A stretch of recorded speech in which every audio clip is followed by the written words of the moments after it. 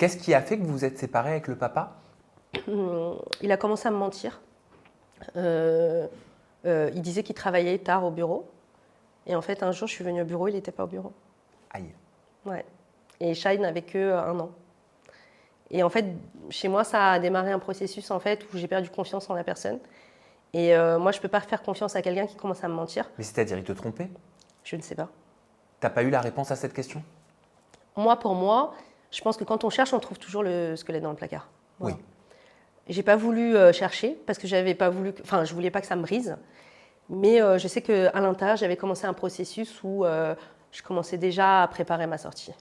Mais tu lui as demandé?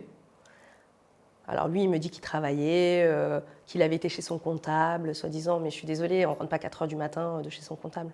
Voilà. En tout cas, tu avais une intuition. Je pense qu'en tant que femme, on a une intuition un peu plus développée, effectivement, que les hommes. Et je n'ai pas besoin qu'on me dise les choses ou qu'on me confirme les choses, je le ressens. Et en plus, moi, je suis quelqu'un qui médite énormément. Donc, quand on médite énormément, on arrive à percevoir les énergies et les gens. Et moi, à partir du moment où j'ai tellement donné, parce que je me suis occupée de ces 3 enfants comme si c'était les miens, je me suis occupée de Shai, j'ai repris mes études, j'ai monté ma boîte, tout ça. J'avais pas le temps, en fait, de perdre mon énergie à expliquer à quelqu'un comment se comporter dans la vie. Oui. Voilà. C'est ce mensonge-là qui t'a fait ce déclic? Alors, ça a été un premier mensonge qui a fait un déclic chez moi, où je n'avais plus confiance en lui. Et il y a eu 2-3 petites choses en fait, qui se sont accumulées, qui ont fait que pour moi, je voulais plus continuer cette relation. Et si je l'ai quitté, c'est parce que je l'aimais plus. Voilà. T'avais déjà été trompée par le passé ou est-ce que tu l'avais déjà su? Je pense avoir déjà été trompée, Ok. mais en tout cas, je ne l'ai jamais su.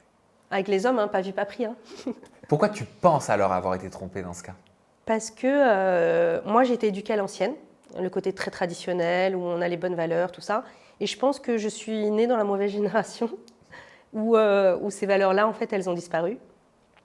Et c'est quelque chose que je ressens assez rapidement chez quelqu'un. C'est facile, hein, on n'a pas besoin de voir la personne dans l'acte ou quoi.